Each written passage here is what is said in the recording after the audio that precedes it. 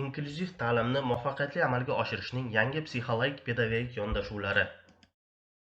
Inklyuziv ta'lim – bu har bir bola, jumladan alohida ta'lim ehtiyojlari bo'lgan bolalarning ham to'laqonli va sifatli ta'lim olish huquqini ta'minlovchi ijtimoiy, psixologik va pedagogik tizimdir.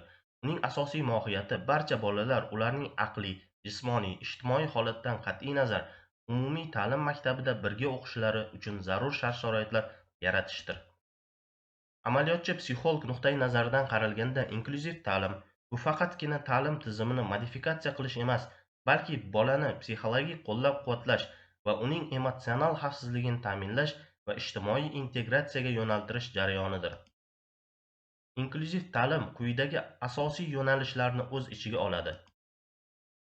Individuallashtirish – har bir bolaning rivojlanish sur'atlari va ehtiyojlariga mos o'quv rejalarini ishlab chiqish.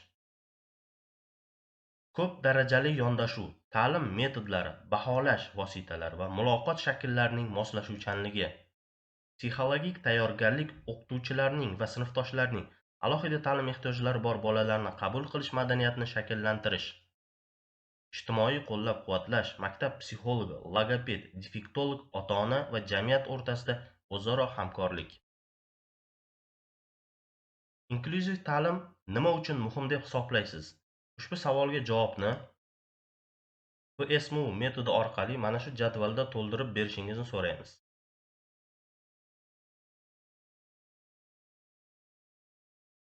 Inklyuziv ta'lim tizimini joriy etishda quyidagi mexanizmlar asosiy rol o'ynaydi.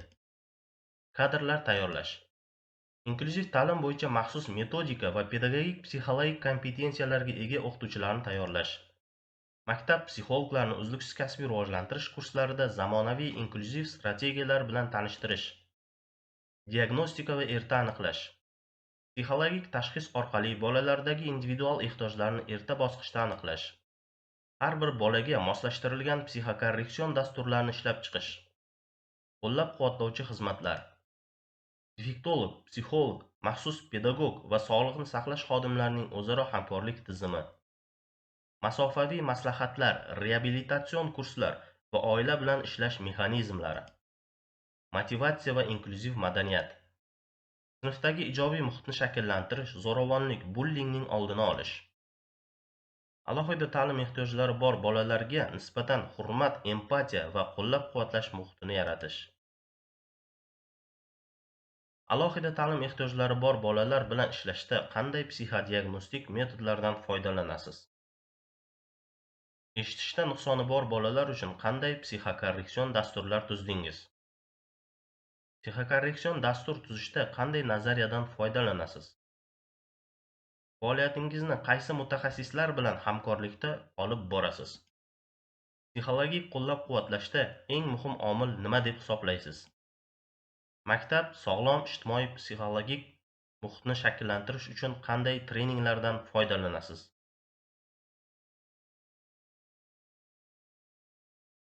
Amaliyotchi psixolog inklyuziv o'quv muhitini yaratishi uchun quyidagi resurslar zarur. Kadrlar va metodik resurslar. Maxsus pedagogika va inklyuziv psixologiyadan xabardor o'qituvchilar, psixologlar. O'quv uslubiy qo'llanmalar, darsliklar va psixodiagnostik vositalar. Reflektiv va emotsional salohiyatni rivojlantirishga yo'naltirilgan mashg'ulot dasturlari. Texnik va moddiy resurslar. Moslashtirilgan parta stullar, yurish vositalari, eshitish va ko'rish moslamalari.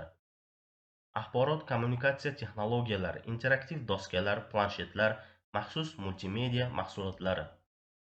Maktab infratuzilmasining moslashuvi, panduslar, taktil yo'laklar, maxsus hojatxonalar. Psixologik ijtimoiy resurslar. Maktabda ijtimoiy psixologik xizmatni yo'lga qo'yish. Ota-onalar bilan doimiy muloqot, ular uchun trening va seminarlar.